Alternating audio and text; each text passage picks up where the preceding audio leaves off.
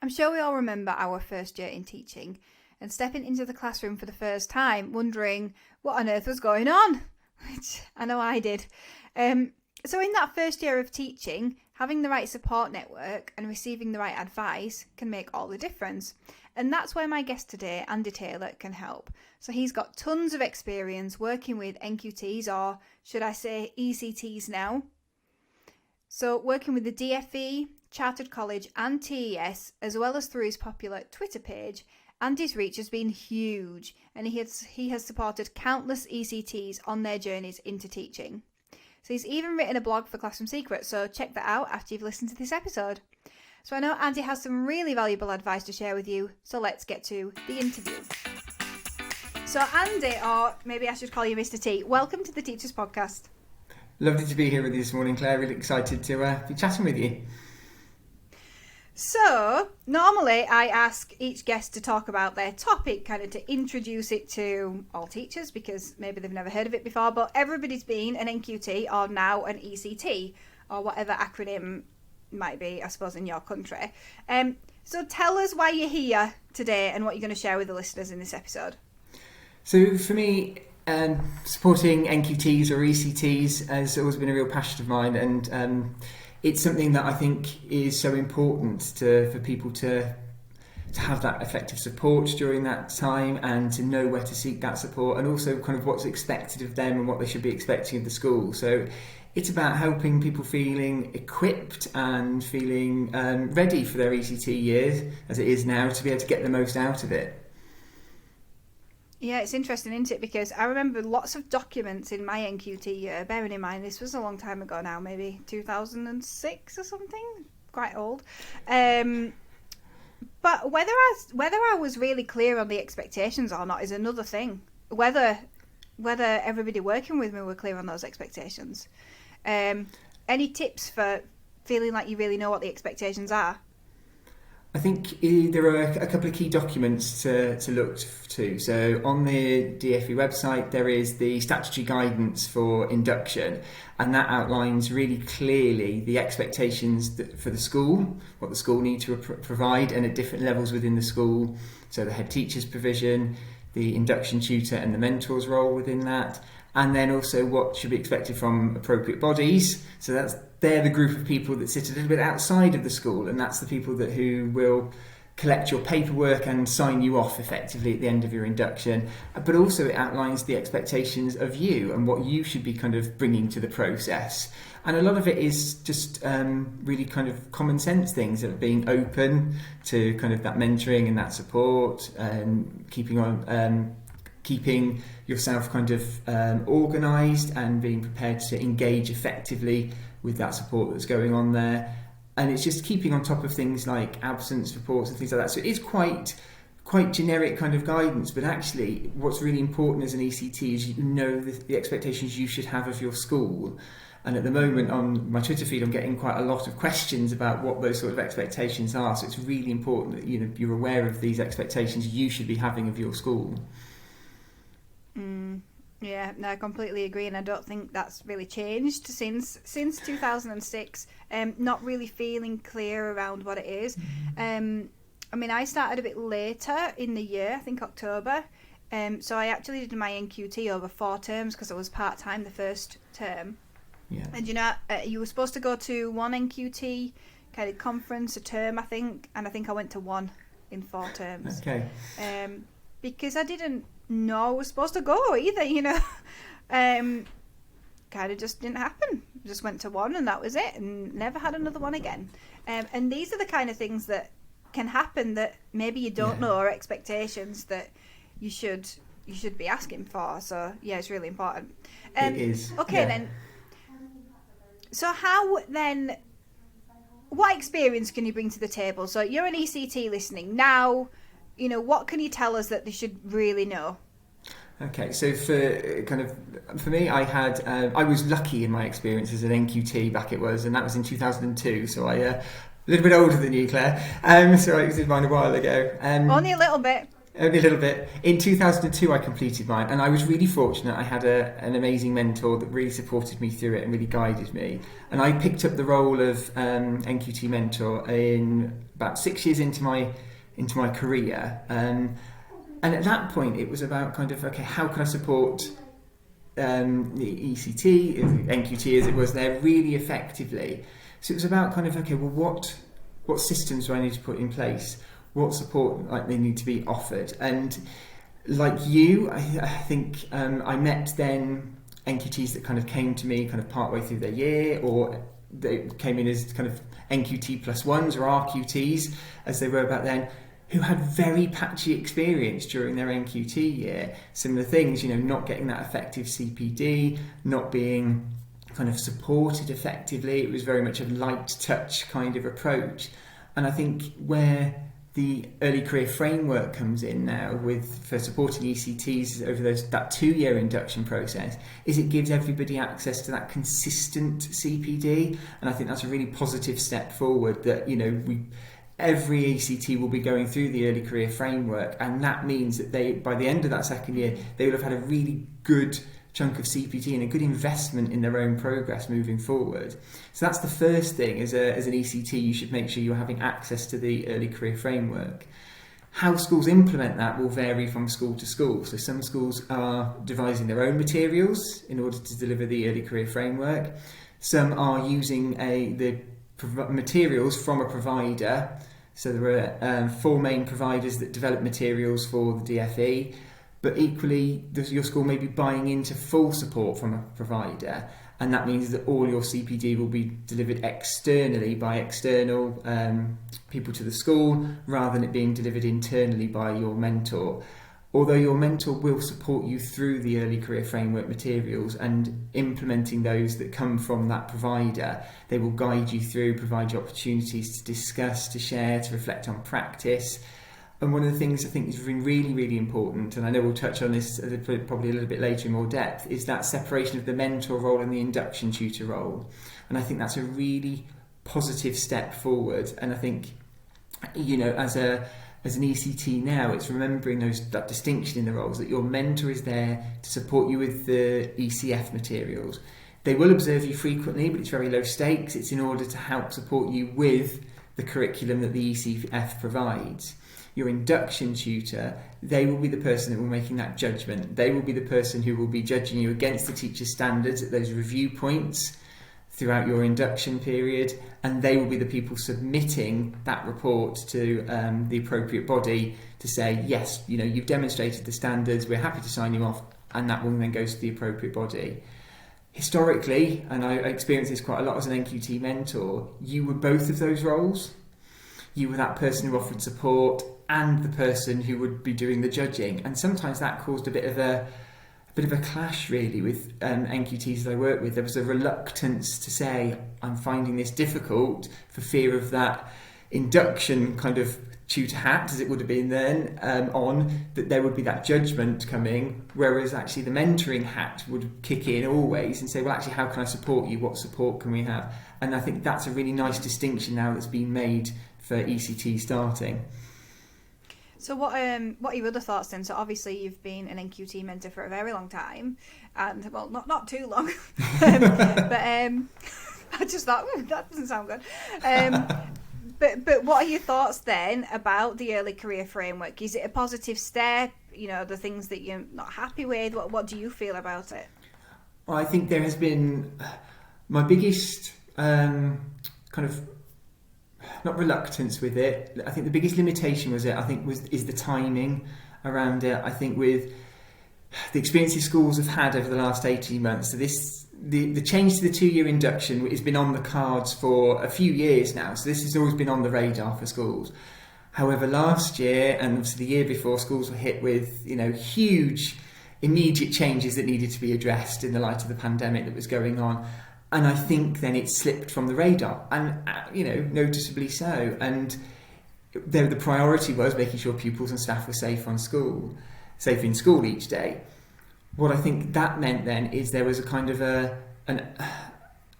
so not such a kind of an active grasp of what was actually coming forward. And I know, from the Twitter site that I run and conversations I've had with schools, they weren't quite aware of the significance of the change and things like the early career framework being a curriculum of CPD, that bit was completely new to them. The introduction of the induction tutor role and the mentor role, again, completely things that they weren't aware of. And I think schools, even as late as June, July, were really unaware of this because of, through no fault of their own, with everything else that was going on. So I think the timing of it is probably its biggest limitation. I think the knock-on effect has also been that providers who have created materials for the ECF weren't expecting quite such a big uptake. So they kind of had been allocated places, and I think a lot of them have been oversubscribed now, so they're kind of upping their kind of infrastructure in order to be able to support effectively. And again, the provider seems to vary kind of the start point. So one of the providers that I know very well, because they're very active in the area that I'm in, their ECF training for mentors and for ECTs started very early on. So mentor training happened before the summer. Early career teacher training was happening very kind of early in September. Whereas I know other providers, actually their training for mentors is still ongoing at the moment. They still haven't completed that cycle of training for mentors yet, and training for ECTs has not yet started. So I think there is that at the moment where kind of things are bedding in, as they always do with education. When things are first introduced, there's those teething issues that go on, getting everything kind of up and running and sorted and settled out. I think there is also the way schools are implementing the materials and how the time is allocated. So every year as an ECT, you should get 10% non-contact time, which should be nice and clear cut really in primary. So it should be either a morning or an afternoon. That's time that is completely non-contact for you as an ECT. Secondary varies, and this is often a question I get asked quite a lot. So as an ECT, you should be teaching 10% less than another teacher in your school that has no additional responsibilities. So, example I always give is, if you've got 30 sessions in the week, a teacher with no other teaching responsibilities teaches for 25 of those sessions, you should be expected to teach around 22. So there's that 10% less. But it's during that time, I think, at the moment where it's how schools are structuring it. In that time, there should be a conversation with the mentor about the ECF materials, time to engage with materials from the ECF, and then a kind of a brief reflection. And I think it's how that's structured, I think, at the moment, which I think is adding additional workload for some ECTs, because it's not able to be contained in that time because of either other mentor responsibilities going on, or being able to find time to fit everything in. And I think that at the moment is, again, another part of the teething process, that again, it's that expectation of requirements and how schools are best meeting those. But I think it will be something to persevere with. Reach out if that is increasing your workload unnecessarily. Speak to your mentor, speak to your induction tutor, and see if there is a way that things can be moved around. And it may be that actually it's not at the moment, but we can review it again for after half term because of the systems that are in place. But equally, it could be that actually, we hadn't realised there was quite so much to that. Yeah, absolutely, we can move that around for you. It's not a problem at all. I think again, it's about having those conversations in school. Yeah. Do you think the fact that so many schools have sort of moved forward with getting a provider in, do you think that says something about maybe how difficult schools were finding it before, or maybe the patchiness of it? Because I think, obviously I'm an employer now and I've not had NQTs, but I do know quite a lot about the difference between bringing a junior in and how much support you actually have to put in place if you want them to be successful, as opposed to bringing somebody in who's got a lot of experience who can hit the ground running. And sometimes I think schools, they will obviously go for the NQT or the ECT option because that's the funding that they've got available, but forget about what that means. And obviously a school's not a business, but for us, like, what's the extra cost to the business of getting somebody who is going to need that extra support, and how are we going to facilitate that? Do you think that it says something about what was happening before and how much we weren't ready for it anyway? Yeah, I know what you mean, and I think, as I think we both alluded to before, that NQT opportunities before that was patchy, possibly even kind of postcode dependent, depending on where you were in the provision that was created by the appropriate body, because they historically would have delivered a lot of the CPD content as well as monitored that paperwork. So you're right, I think there is that sense that actually we'll use a provider because it gives that consistency. I think also there is the incentive for schools that actually if you use a provider and you go for the full provider-led route, there is greater funding back for that. So you get additional funding in for mentor training, you get additional funding in for your NQT, ECT. There you go, there's a first slip, it won't be the last. Additional funding in for the ECT. Everybody knows what it means, you know. Everybody knows what it means. Exactly, absolutely. So that additional funding in for that ECT as well. So I think that's what's driven a lot of schools to take up that provider-led route, because it gives more it gives that financial support, as well as that they know then the ECF materials are being delivered, because I know the appropriate body and Ofsted and DFE will be monitoring the provision for ECTs within the schools to make sure they are receiving their full entitlement to the ECF and moving that forward. But whereas using a provider, it gives you that kind of that safety net of, then it's being delivered in that way. Yeah, it is a safety net, absolutely. And obviously, I don't use a service like that, but there are services that it's so helpful when you know that they're so much more knowledgeable than you are, and you have to meet a certain set of guidelines. So why are you so passionate then about making sure that ECTs have the right support and get a good experience? I think, kind of as mentioned earlier, I consider myself actually now, looking back, lucky that I received the experience I did as an NQT. And I always wanted to make sure that the NQTs I received they always had the best opportunities possible for them. And, I've, since starting the Twitter account, I've heard some horror stories, without exaggerating too much, about experiences NQTs have received where they haven't been effectively supported in school. So the reason I set up the account is I wanted to make sure that everybody knew what expectations they should have for their school, what sort of support they were entitled to receive, but also provide that place where if they wanted to ask a question, there was no pressure there. There was no kind of like, this is the person who's going to be judging me, this is going to be the person who's making decisions about my career.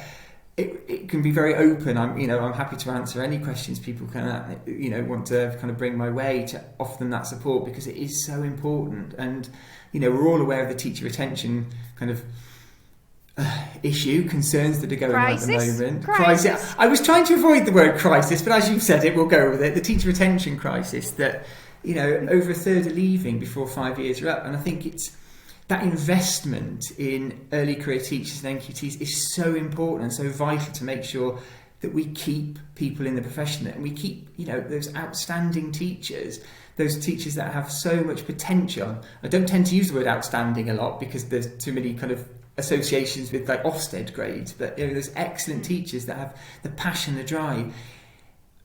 Sadly, if they don't land in the right school, that can quite easily be squashed out of them, and I think that's just horrible. And it shouldn't be that lottery that if you get the right school you will thrive. It should be actually whatever school you go into, you will thrive and you will excel as a teacher.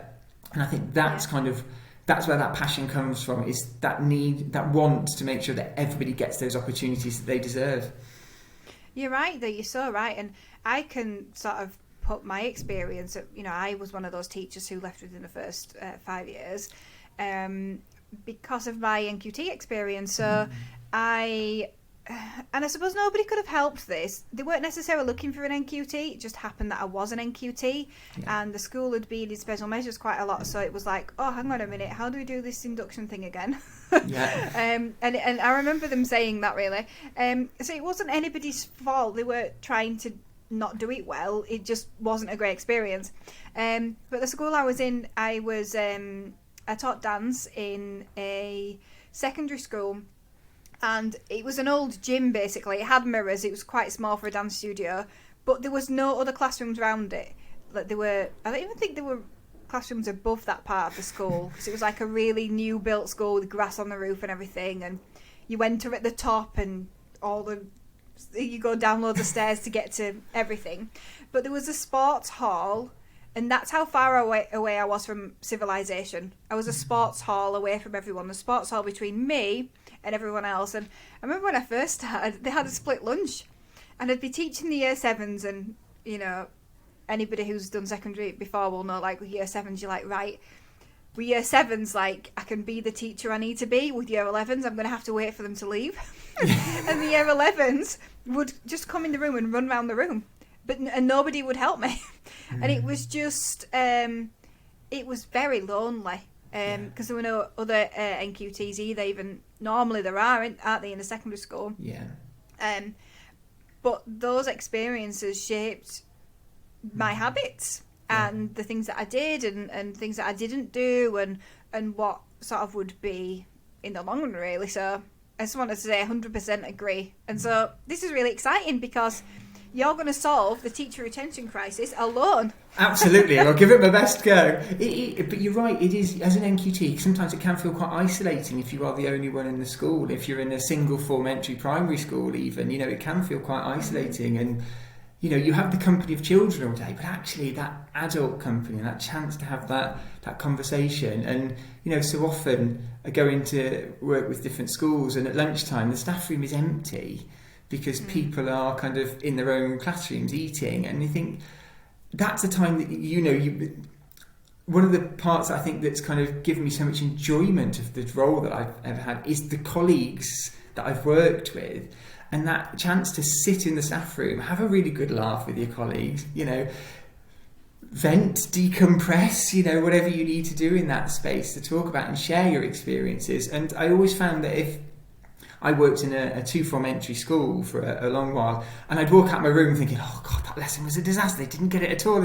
And my parallel teacher would come out and say, God, that was a terrible lesson, they didn't get that at all. And you get that instantly, that sense of, okay, you know, we need to do something different, but actually it's not just me. And I think sometimes there's that sense that it is just me that's not coping, I can't do it, you know, people are going to think badly of me. And I think we have to get over that. We have to be able to say, actually, no one is expecting you to be the perfect teacher when you arrive in that classroom on the 1st of September, whenever you start. No one expects that. You might expect it of yourself, but nobody else will have those expectations. You are on a journey through your career, and, you know, there's the book out that says it takes 5 years to become a teacher. I think you spend your entire life trying to become a teacher, you know, your career, trying to craft who you are as a teacher, develop your skills and continue to kind of move forward.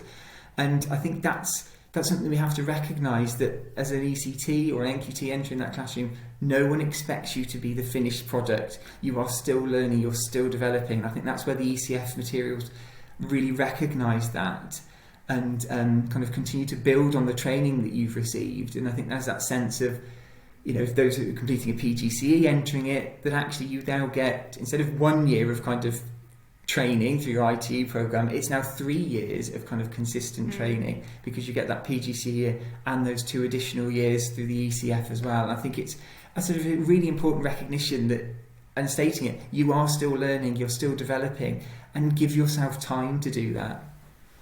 I think that's absolutely the right message. You know, this is still part of your training, because I certainly didn't feel like that. And just quickly to pick up on something that you mentioned, sometimes it's also about the relationships you can build in school. And because the school that I was at had not had an NQT for quite a while, I'd just gone 21, and I looked about 12.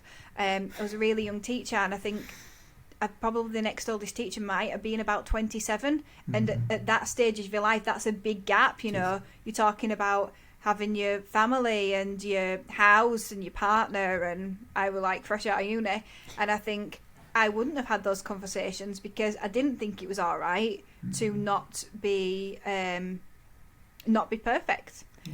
So if you are, you know, I felt that as well, if that's what you're feeling and you're listening.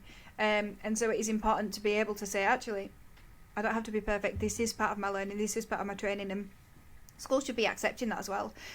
So quickly then, if you had to give an ECT right now sort of 3 actionable steps that they could work on, which will just improve things, what would they be?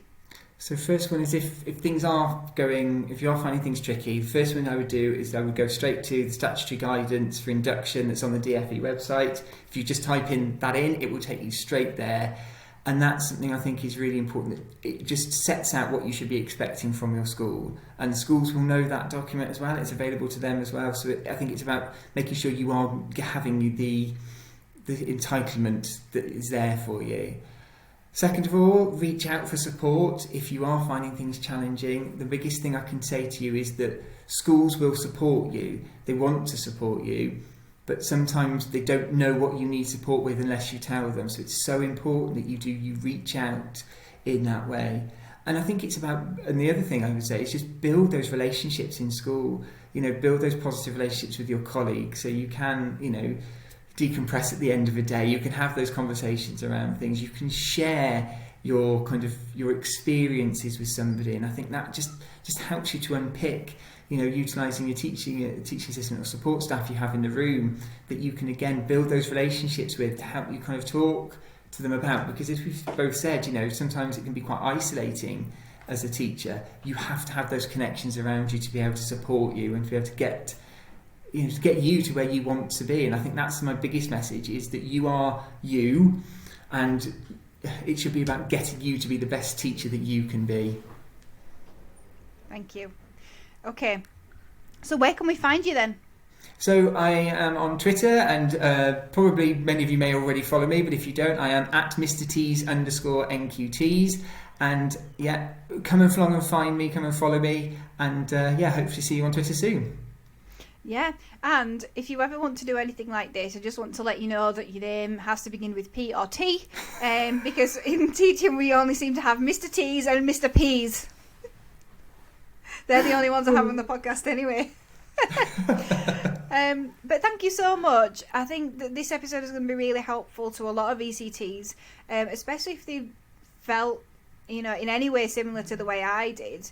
Yeah. Where we think that we have to be this finished product, and it's all about proving ourselves rather than learning, and that's the difference, isn't it? So I'm glad that there are some positive changes that kind of have happened now. Yeah, absolutely. Thank you so much, Claire. It's been really a pleasure talking to you. Super. Thanks for coming.